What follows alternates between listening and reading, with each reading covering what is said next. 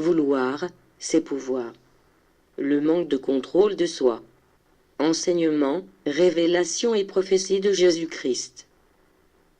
L'homme s'est rendu doublement coupable, non seulement parce qu'il ne fait aucun effort afin que tombe le bandeau qui lui empêche la connaissance des enseignements les plus élevés, mais aussi parce qu'il ne s'est pas débarrassé des liens de la matière qui l'entraîne au plaisir corporel, opposé au plaisir spirituel. C'est pour cela qu'il est tombé en esclavage, sous l'empire des passions, en laissant son esprit s'assimiler au paralytique, qui ne fait rien pour se guérir.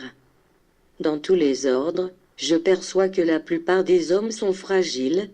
Partout, je ne rencontre que l'homme faible. Quelle en est la raison? C'est dû au fait que vous n'avez pas le courage et la force de volonté suffisants pour sortir de l'immondice dans lequel vous vous trouvez, de la paresse qui forge les liens, qui rattachent à la matière, et ceci constitue le début de tous les vices et de toutes les erreurs.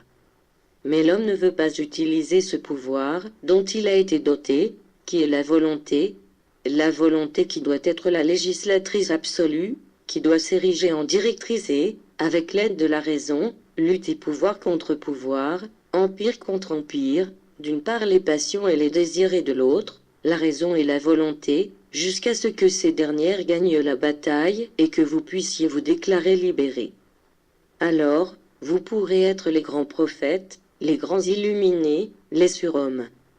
Vous pourrez alors vivre comme des lions et jouer avec les reptiles, parce qu'en vérité je vous le dis, ce sont vos fautes qui vous font craindre ces petits frères qui sont aussi les vôtres, ce qui les conduit à vous attaquer.